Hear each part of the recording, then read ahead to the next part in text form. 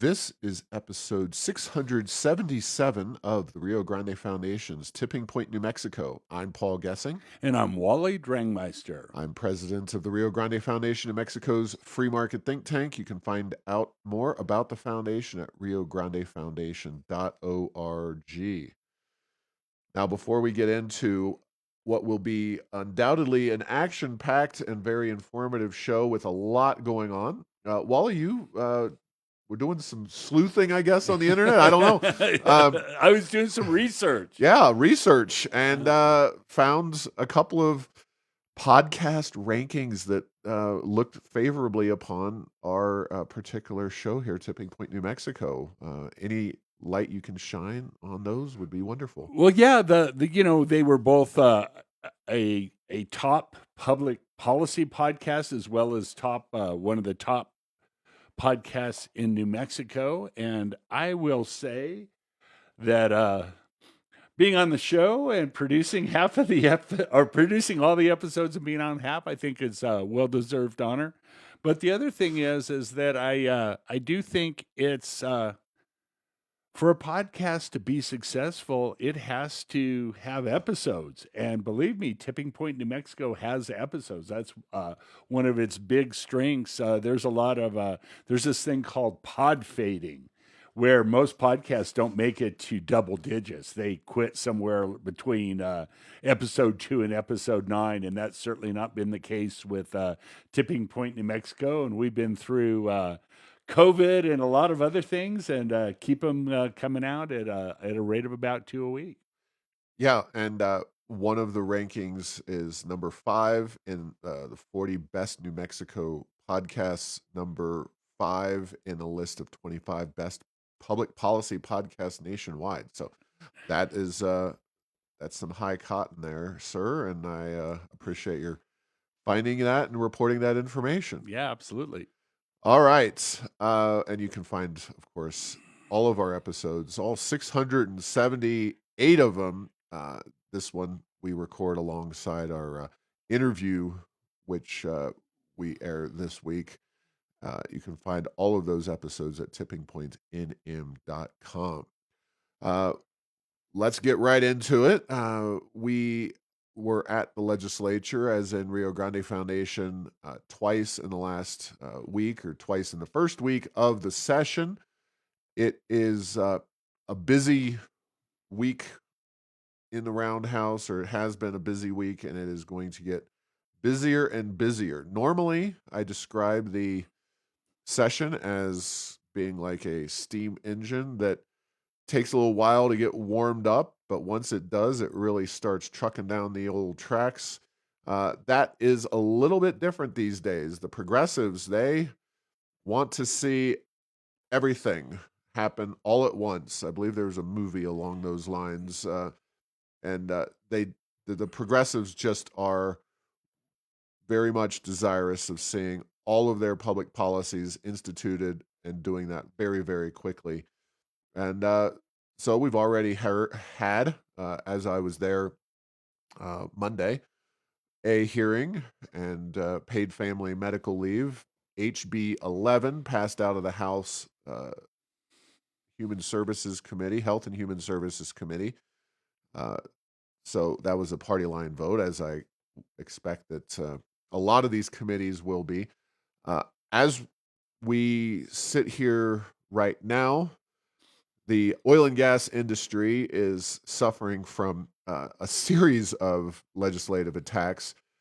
HB 33, prohibiting new emissions in high ozone counties. HB 35, children health protection zones. That's the mile perimeter around oil and gas sites between them and schools and anything relating to children. SB 4, net zero phase in by 2050. That means on net, New Mexico produces zero CO2. And then to top it all off this afternoon, extreme risk firearm protection order changes, red flag law, HB 12.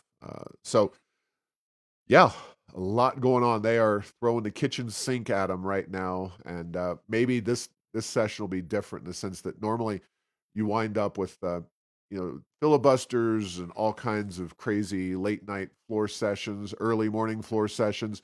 Maybe they'll all be twiddling their thumbs after doing considerable damage to New Mexico in the first few weeks. Yeah, that is exactly right, and you're correct, Paul. The this group of highly progressive, highly controversial bills are being taken on the very first thing, and so I do think they don't want to be the progressive element of the legislature wants to get these things heard and doesn't want to be subject to filibustering by Senator Scher and others at the 11th hour in Santa Fe.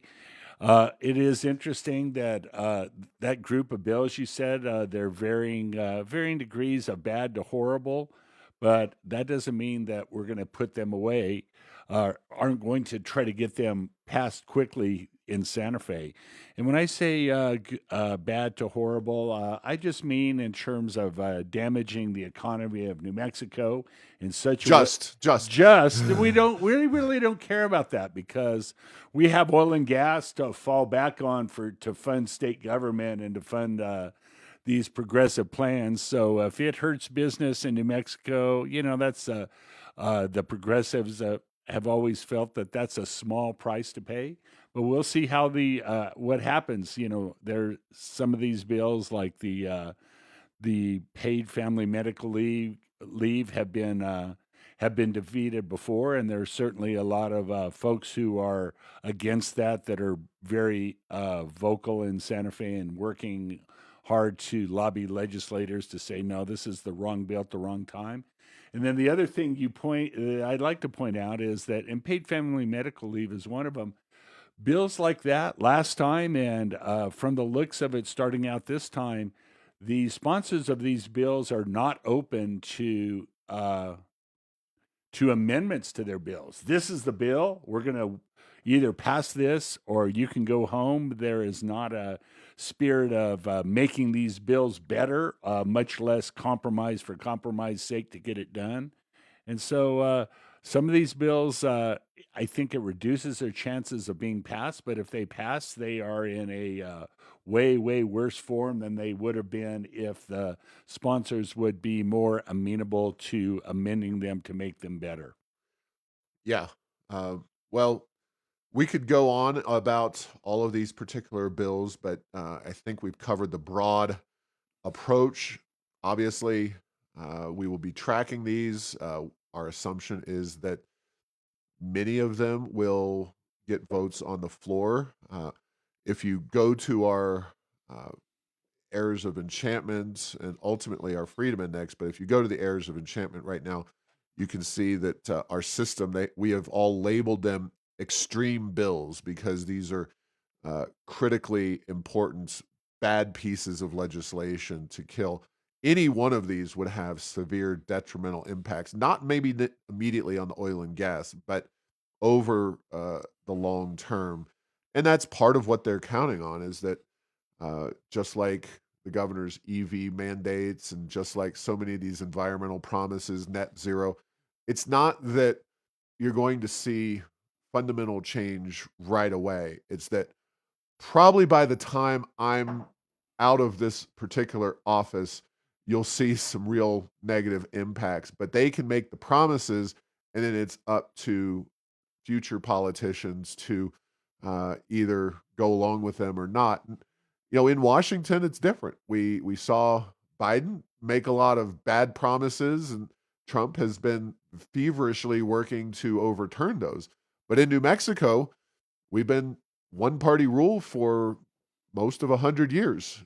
There is no backstop on a lot of these policies unless the voters not just decide to uh, elect a Republican governor, but elect a legislature that's willing to go through some of these bad policies and overturn them. But we'll see if what the situation is when the dust settles at the end of the session.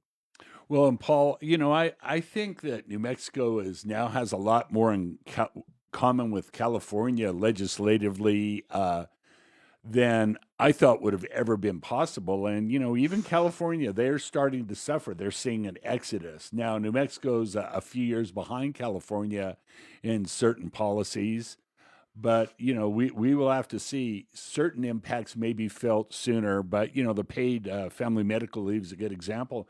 Heck, you don't there's no benefit. You just pay for a year. So, you pay a 0.5% or something like that, or and point 0.4 for a employer as it's now. But you don't get to see the disruption that might be caused by that until you guessed it, the year that the governor is out of office and gone on to greener pastures elsewhere.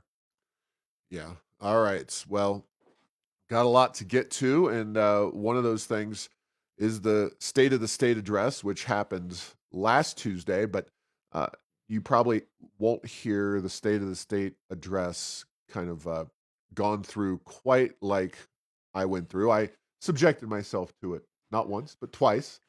Uh, I will say a few things. So there's we always like to look at or focus on the dog that doesn't bark. And I will say that the dog that doesn't bark in the governor's State of the State address is she never mentioned paid family leave. Now, I don't know, and I don't know that we know, or even she knows, whether she would sign the bill if it passed this legislative session, but it is very noteworthy that she did not put that progressive kind of the golden calf, if you will, up as something that she would like to see happen.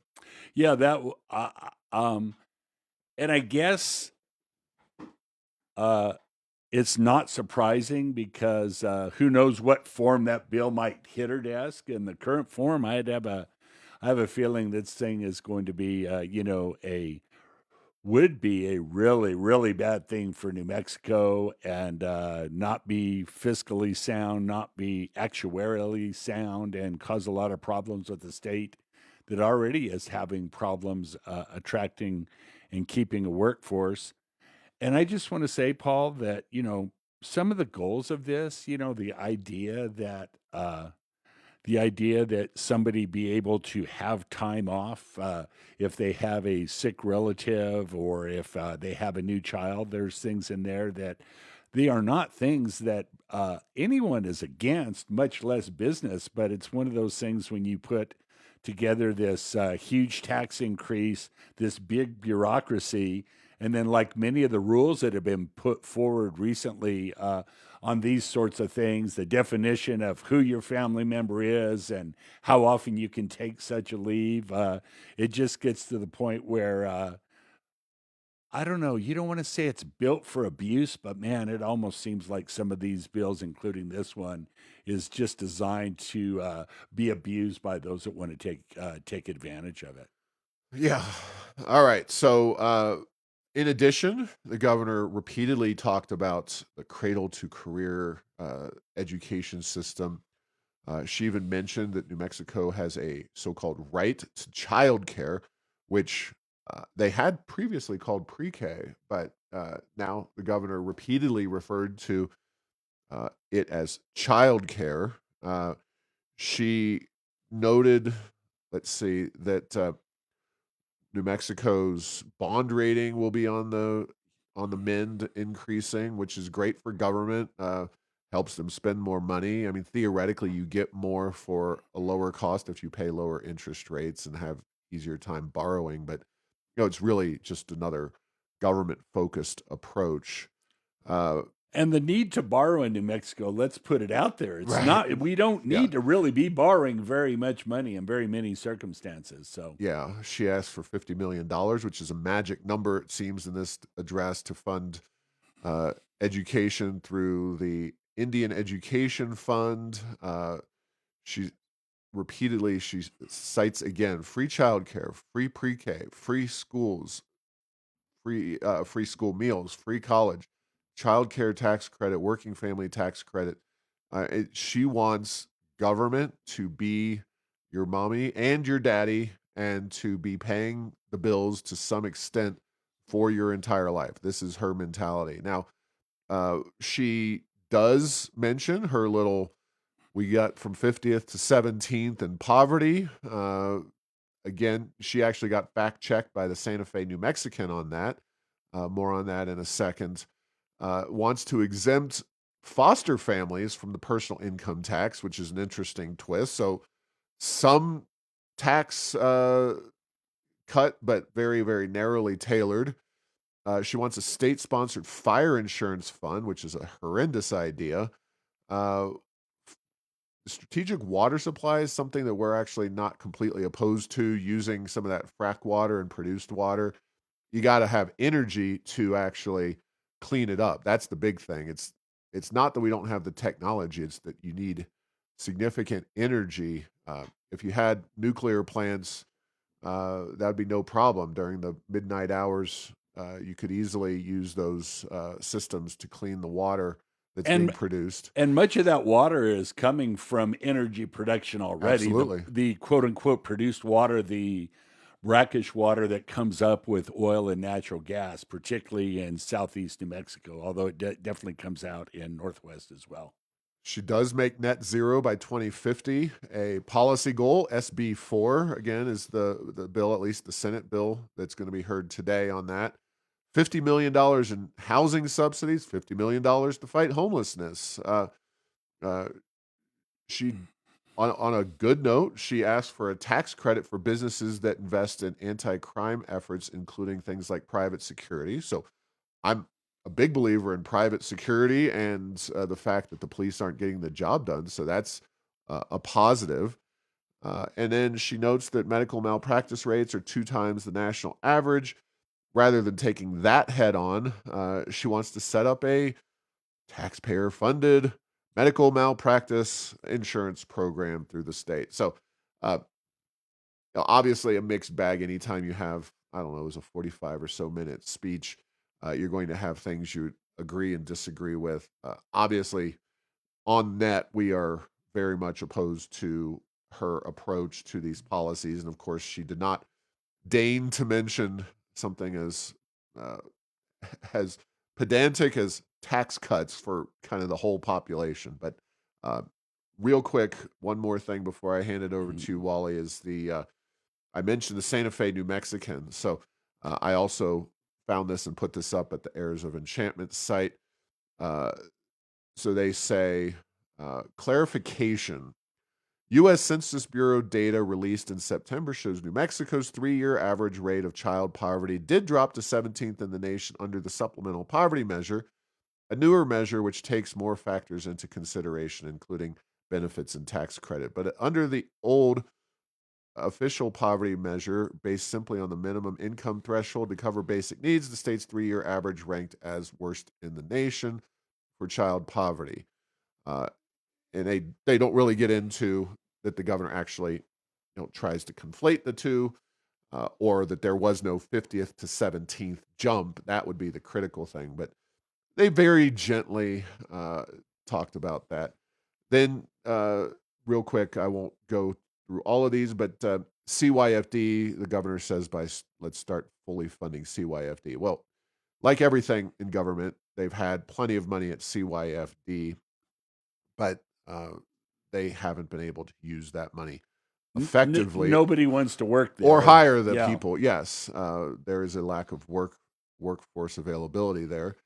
And then on those lines, she says, the governor, today, New Mexico has the largest number of jobs in its history. We've added more than 134,000 jobs in the past 4.5 years.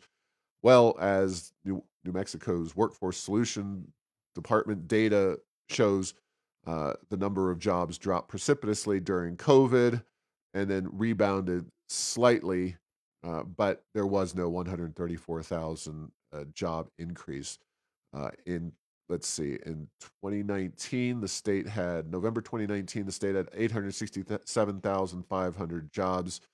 It now has 895,200 jobs. So an increase of 28 or so thousand jobs, which is kind of expected over time as a general rule. But there you go.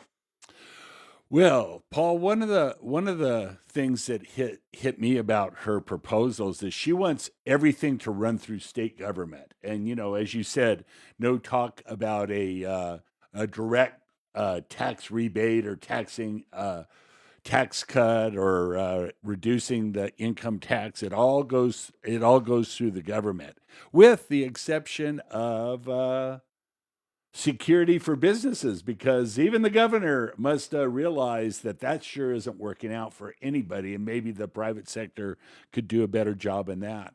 The ones I want to focus on are the fire and the medical malpractice insurance. If there were any bills that are absolutely positively horrible conceptually, practically, every way you do it, it would be those. And Mhm. what it is in both cases you have a similar thing going on. Is you have a risk that has dramatically gone up over time. In the case of fire, it's for not trimming the forest and doing the maintenance and all of that. And for medical malpractice, it's actually by a uh, trial attorney, Democratic government in New Mexico, making us have some of the lowest or highest limits, excuse me, on medical malpractice. So you have these huge, huge risks, and somehow and so what happens in the for-profit insurance market is they're like, hey, that's too much risk for the amount of premiums that we're allowed to get. We're out of here. What is government going to do that's going to make that better, make that different? Are we going to say, well, the prices are going to be low, and let's look at a federal government program that's similar to that, and that's flood insurance. So flood insurance is like, well, the private insurance market will never cover floods, so people aren't going to rebuild in these floodplains. Let's take that on. But for every few trickle of pennies that trickles into the federal government, dollars of claims go out under flood insurance. And so, boy, there are a few things that could make the big surpluses from the oil and gas industry look like those might not be enough for the future. But if we put together these two insurance funds, I have a feeling that the ship is heading for the rocks. It would be a disaster. And hopefully, maybe we could do things like to reduce medical malpractice costs and lower those limits instead of raise them, and do something to manage the forest, as opposed to act like it's the gritty insurance companies that are creating the problem. Yeah, boy, and you bring up something that I think you know it might be worth having a full episode on it, because the idea of insurance, and I really dread the idea of having an actuary or somebody on the show, Oh, because Paul, before you go too much further, actuaries are the only ones that accountants make fun of for being nerdy. So we'll have to find the world's most dynamic actuary to talk to us. but the point is that government really is bad at a lot of things, but you're right, they are probably the worst at insurance, because what you're doing, the reason insurance companies are so unpopular, of course, we had this whole Luigi situation where he Right. shoots somebody, uh, and the part of that problem is because you're squeezing insurance into an area that they shouldn't be in the first place. Right. Insurance is if you develop a serious medical issue in the health sector, at least, or get hit by a bus or whatever. It shouldn't be kind of a routine payer of last resort. Uh, Putting government in charge of whether it's medical malpractice or fires, the idea of insurance has to be that you say no pretty regularly to people. Well, sorry, you've got too many overhanging trees and too much dry brush, or New Mexico's medical malpractice laws Well, yeah, you either terrible, have to say no or or raise the rates. rates. Those are your two choices. Yeah. Or have it become a massive government subsidized program. Well, Like that's it, what it yeah, winds up being, yeah. almost inevitably. And Because they can't do the first two. How good is government at saying no or yeah. we need to raise the rates? Not very good. Yeah, the federal government's had flood insurance. Of course, California famously now has mismanaged its fire insurance program. If anybody thinks that New Mexico would not do exactly the same things, and then just game theory this out for just Yeah. one extra step, well, uh, then you'll have a bunch of future progressive politicians say, well, now that we're insuring fire. So this means that global warming is a direct threat to New Mexico. So we're really going to come down on oil and gas because that is a direct threat to this fund, even though, obviously global warming. And the governor did not happen to mention that those two fires a year and a half ago were caused by the federal government. Started by the government. And how you insure against that situation and whose liability there is, that's a whole different situation. So maybe with President Trump in there, he will be a little more interested in moving those things forward. Obviously, if a Republican's ever going to win New Mexico, northern New Mexico, maybe some inroads to be made. But I've seen some footage out of western North Carolina, and of course, there's been some interesting footage out of Southern California in terms of the night and day way things have moved in a more positive direction. But we could go down that rabbit hole, and I don't know, have to see if there's an interesting way to address insurance kind of as a broad subject and why government does such a bad job with it. But we're going to go back to paid family leave. And if folks are interested in really engaging on that issue, I encourage them to go to the Coalition for Working Families. That is the group that we are a part of that is actively pushing back on paid family leave. You can find them at workingfamiliesnm.com. Obviously, the first committee, this was not there are certain committees. It's kind of like an NFL schedule at the beginning of the season. You look out and you say, well, Cleveland Browns, Jacksonville Jaguars, those are our wins. Philly, maybe the Commanders, maybe the Buffalo Bills and Kansas City, those are our potential losses.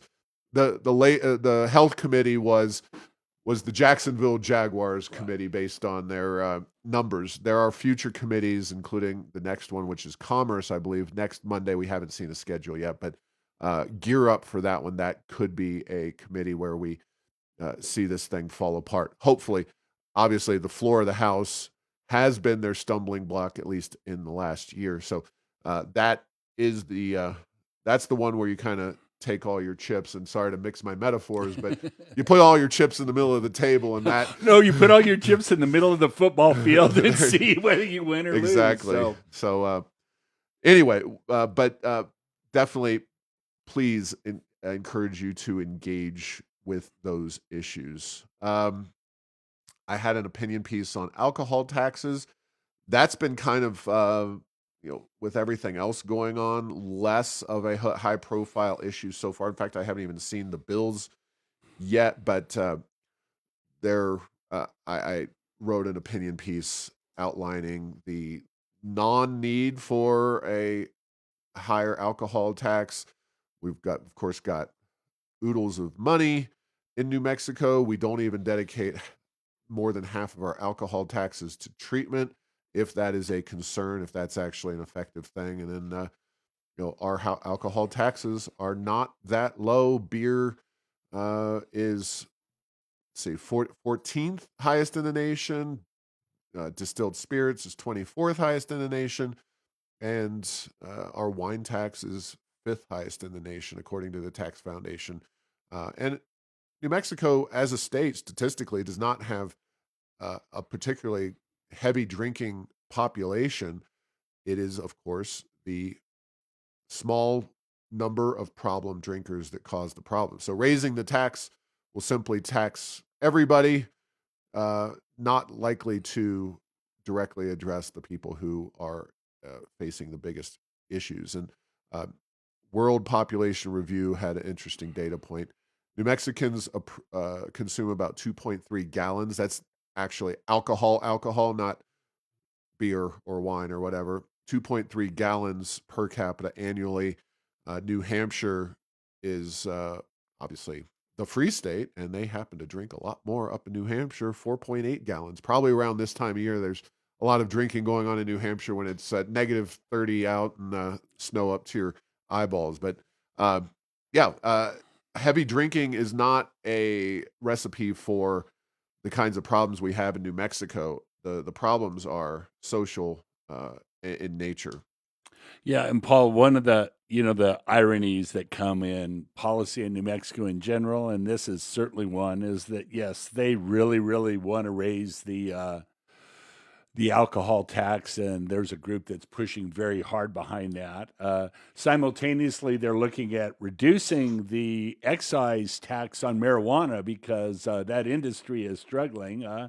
Marijuana, despite what you might have heard, I'm not saying all marijuana is bad, but it's not all good without its impacts. And then our street crime situation that makes the fentanyl and drug aspect even worse. It's interesting how certain industries and certain substances get very disparate treatment here in New Mexico.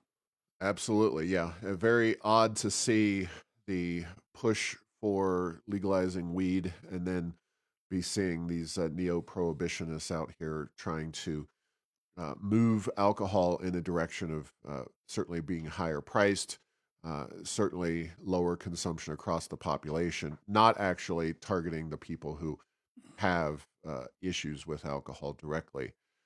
Uh, Speaking of bad policy, Axios news website did a look at 17 million U.S. jobs under ADP, ADP payroll processors. So they used 17 million jobs providers through ADP's payroll processing company, and found that Washington, D.C. had the highest median salary at $100,800. Massachusetts, the highest state, $75,700. New Mexico workers, our median is two and a half times less than what DC workers make. So they're fat and happy in Washington D.C. while we're out here with plenty of government still, plenty of oil and gas, and it's booming, and yet our pay is quite low. And I really consider this little data point a huge indictment of New Mexico and its horrendous political management. If you can't boost your pay in a state with the kind of money flowing into it right now from oil and gas that we have, it's clear you're not trying very hard to bring private sector, non oil and gas, economic diversification to your state. And it's clear that they're not, but still, it's shocking how you can be at such a bad level and just continue. Yeah, the oil and gas industry stands out there on its own, making a lot of money for the state, having good salaries, and then that money goes to Santa Fe, where instead of being put into things that could help the economy grow in other sectors, it just goes either into the savings account in the form of our permanent funds and deferrals, or into policies that really aren't working very well. And so it's an interesting one from the progressive end game here in New Mexico. If you give lip service to killing the oil and gas industry, but don't kill it, you probably can keep going for a long time. But some of these, zero carbon in New Mexico by 2050, that's a heavy, heavy lift in terms of where we are today from a technology and a public policy and a practical point of view. Yeah, it's aspirational legislating at its finest, at its worst, perhaps. Uh, we got stuff going on in the city of Albuquerque. A couple of stories here. One is while the city of Albuquerque took their sweet old time in responding to our public records request, they did finally, relating to ridership on ye old Albuquerque bus system. Now, we did the Rail Runner a few weeks ago and produced that information. It's posted at airsoфenchantment.com. The annual bus numbers are now available. And for the year 2024, 7,069,000 people boarded the Albuquerque bus system. 6,276,000 were on board in 2023. So a decent uptick. But in 2019, the last year pre-pandemic, 9,024,000 boarded. So we're still, we're talking 2.5 million, I should say, below numbers before the pandemic. And, just a few years before that, they were above 10 million riders. So, the thing is that transit has been on a long-term decline. COVID, it's kind of like a boxing match with Muhammad Ali. You took some lumps early on, and then you got the old rope-a-dope going, and COVID really was the rope-a-dope, and you wound up on the mat a few times. And so they're recovering a little bit. Of course, all of that with the aid of, or hindrance of, the free bus fares that were implemented back in January of 2022. And it is what it is. This is, and of course, the ART is a part of this whole equation. So a lot of money being spent, and I think a lot of problems being exacerbated, crime, etc., with the bus system. But yeah, a slight uptick in 2024 over 2023. Yeah, you might call that an improvement, and I'll go ahead and say, okay, good. That's maybe good. We have a few more people riding the bus. Hopefully, we don't have the organized shoplifting gangs using the bus system quite as much as they were there for a while to bring things along to increase crime in New Mexico. And that's a group that maybe we don't want riding the bus. So, you never know who's on the bus. But in a city like Albuquerque, that there's not a lot of industry here. The big employers tend to be government, and then a lot of economic growth is done in a way that is tough to see because people are working at home, doing other things. Yeah, I would not be long on large scale public transportation in cities like Albuquerque, much less most of the rest of the country long term, because it's a model that looks like needs a little improvement for sure. Yeah, and I think it's safe to say that outside of a few major cities, transit has been an abysmal failure. And there are, cities where some form of mass movement of people is absolutely essential. New York City and a handful of others. And And I would like to point out the metro works spectacularly. And if we had $5 or $6 billion, we could, or 10 billion or 100 billion, we could do something like that in Albuquerque, just like you're they talking did the Washington Metro. Yeah, of the course. Washington Metro. Yep. You throw enough money at it, you can make it work. But even California has been unable to throw money at additional transit and have that work in the last several years. And the Metro does work well. Of course, it was also heavily financed in its construction phase by the federal government. Its fare box revenue number is somewhere just under 50%, which looks fantastic compared to the Rail Runner, which is like 10%. But it is definitely not a financially viable proposition without massive government subsidies. Same with New York subway system. Even that system, this whole effort that they're taxing people extra money to get into the lower Manhattan areas, that's been on the news. Yeah, quite the a bit. congestion pricing that has been that London is one of the largest implementers of that, and kind of bringing London, England style congestion pricing to New York with mixed results initially. Well, the resources that they are taking in are going directly to fund their transit system in New York, their subway system. So, for now, well, right, for the time being, but yeah. So that's just kind of where things are heading in the transit world.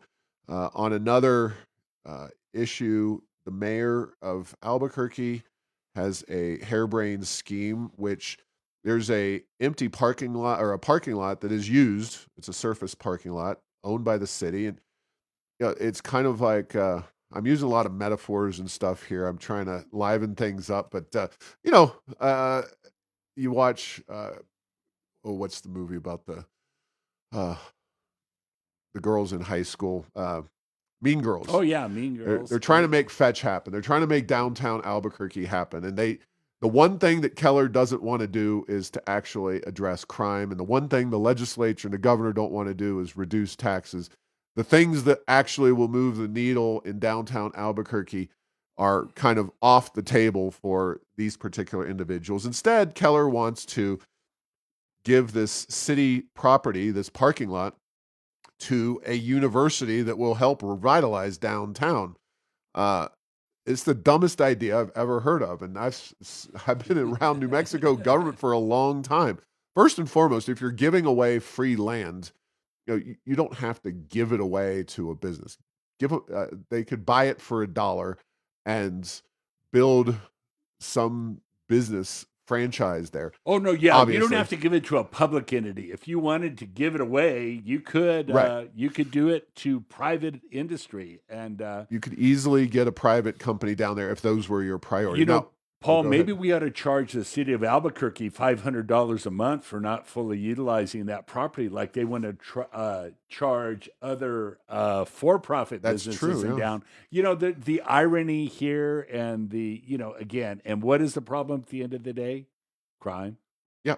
If crime was cleaned up in downtown, would things be perfect? No, downtown Albuquerque is probably not going to be the best downtown comeback story in the history of downtowns compared to some other places, but it certainly would be better if they take care of Well, crime. the 1-2 punch is crime plus economic diversification. And the way you do that is crime at the city level, primarily economic diversification at the state level with tax reform, other economic reform policies. But if UNM wanted to be downtown, if they had an incentive to be downtown, they would have been there already. Of course, UNM has plenty of money. Just to name one university that makes sense, they have their rainforest building. It's kind of on the edge of downtown. Uh, whether that's being utilized effectively or not is an open question. But UNM isn't going to do anything particularly exciting to revitalize downtown. All they're going to do is suck in more tax dollars. The mayor cites Phoenix and Arizona State University as an example of this. And of course, Arizona, Phoenix, fast growing city, fast growing state, economically diversified, don't rely on oil and gas, don't rely so much on the federal government. Uh, yeah, you could do a lot of things in one of the fastest growing cities and the fastest growing state in America, and it'll look great. Yeah. So anyway, Phoenix, it's time to lay off that as a model for what we're doing in New Mexico until we decide to lower taxes and really grow our economy. All right, finally, Western New Mexico University, the scandal deepens. Basically, a academic from George Mason University wrote a in-depth analysis of presidential contracts at higher education. Long story short, findings were that relative to the size of the institution, Western New Mexico University's now former president was getting a very sweetheart deal with various items, including their generous base salary, annual retention bonus, supplemental annuity, car allowance of $2,000 a month, life insurance premium, and other standard fringe benefits. Even in their teaching, post being the president of the university, they will be allowed to teach all of the classes remotely. So definitely room for reform of the regent system and the governor's specifically picks for Western New Mexico's Board of Regents. But uh, again, you just gave them free college. You didn't do anything to constrain their budget in any other way, shape, or form. These are pretty fat and entitled government institutions right about now. And if you don't think there's oodles of waste and unnecessary spending going on at universities across our state, I would say New Mexico Tech is the best and highest academic standards, least number of branch campuses, but especially the rest of them, it's just rampant kinds of problems with their finances at other institutions. Yeah, and Paul, if you look at schools like Western Eastern Highlands, they do some advertising, all of them in the greater Absolutely. Albuquerque metropolitan area. And unless and until Western gets their act together, you know what? You'd have to spend $10,000 for every a day to counteract the bad publicity that's coming out of this, and just seems to be the not the gift, whatever the opposite of the gift is, the pain that keeps on giving to Western New Mexico until they take care of this in some way, shape, or form. But so far, it's Yeah. not happening. Yeah, and obviously you send your child to a certain school or not a different school for a variety of reasons, but in terms of the actual location of the school, and obviously there's a lot of beauty in northern New Mexico, but you know, I'm not gonna. I'm just gonna say that I would maybe choose other places than Las Vegas and Espanola if I were to choose a place to go to college. Also, Portales, as much as our friend Jurgis talks up the Greyhounds, Portales is not as geographically attractive as Silver City with all of its natural resources and things to do outside. So, if you're looking for added bonuses, things that you can do beyond hitting the books, Western New Mexico has a lot to offer as an institution.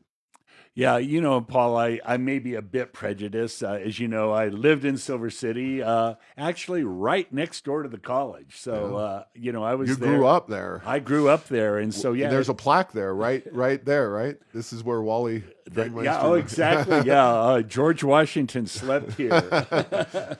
So, yeah, the scenery and the location of Silver City is beautiful, albeit it's not on the way to anywhere. So that's not the beaten path. You don't tend to end up in That's Silver true. City accidentally. And, it's a couple hours from Cruces, 3 hours from El Paso, four and some change to Tucson. But it is a beautiful place. And, yeah, we have issues with our abundance of higher education institutions in New Mexico. And right now, Western New Mexico is leading the league in problems at their institution. That's for sure.